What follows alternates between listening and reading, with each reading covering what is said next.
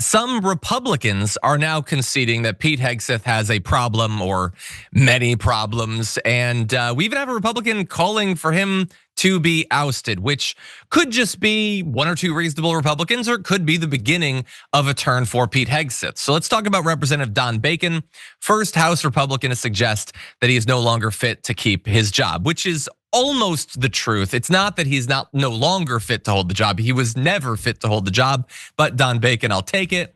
He said, I had concerns from the get-go because Pete Hegseth didn't have a lot of experience. I like him on Fox, but does he have the experience to lead one of the largest organizations in the world? That's a concern. No, obviously he did not.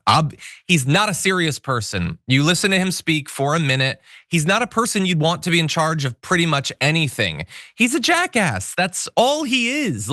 And no amount of just saying the word war fighter over and over is going to cancel out the fact that you're a chucklehead, you're a clown, you're not a serious person. I know you were once in the military or whatever. That doesn't make you tough. It doesn't make you a general. You're the schmuck on the couch at Fox and Friends, Pete Hegseth, and everybody knows it.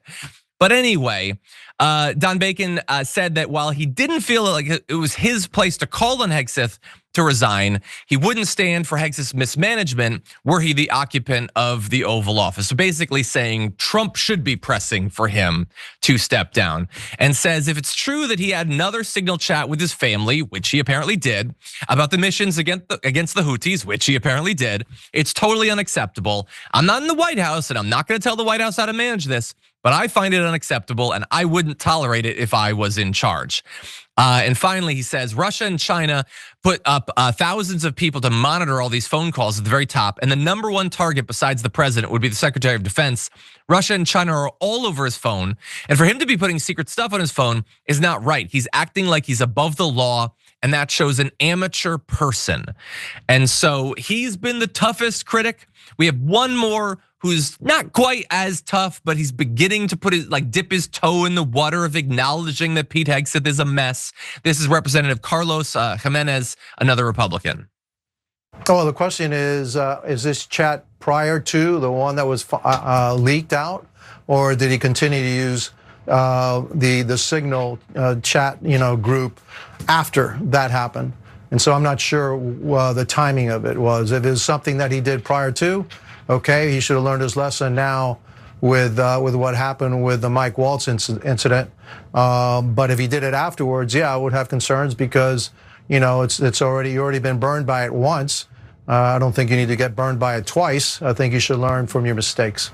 If in fact he did discuss what's called top secret or things that only need to be discussed inside a skiff with his wife, if she doesn't have that kind of security briefing, yes, it would concern me. Yeah, I think it should concern all. What does his family have to do with any of this? What does his brother have to do with any of his personal lawyer? What the hell place does he have? And not just it's you're not supposed to give him this information. Why would you? Why would you have flight times for F-18s and be like, I gotta send this to my personal lawyer? That's super weird, super suspicious. And if we have this second chat, who thinks that's the only two? It was just these two. He didn't tell anybody else. He didn't tell them in a phone call. He didn't brag about it or whatever over whiskey or something. Who the hell thinks that at this point? So it's good to see two Republicans willing to acknowledge reality. Jackson, any other thoughts? Yeah, we got to get Andrew Tate up in there. That's what we got to do. We got to replace Pete Hegseth with Andrew Tate. Oh my God. Don't even put it out there. We might as well at this point. You know what I mean? But yeah, it's a total disaster. Everybody can see it. And one of the most concerning aspects of all of this is how early it is yet in Donald Trump's second term. I mean, we still got 3 years and 9 to 8 months or something like that left to go. Yeah.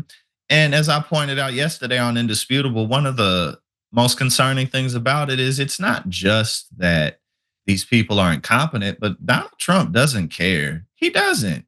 He doesn't care about any of this, and he's tired. That man is tired in his bones and in his soul. He is. I mean, he has gone his whole life running away from himself, and that's exhausting. And now he's doing it on the world stage still, and it's just I don't envy him. That man is an empty husk of rage and insecurity. That is all that exists inside of that man. Ooh, Rage I and like insecurity. That's a nice description. Maybe you should be writing the fantasy novels. Oh yeah, man. We gonna get into it. We gonna get into it. Okay, let's do it.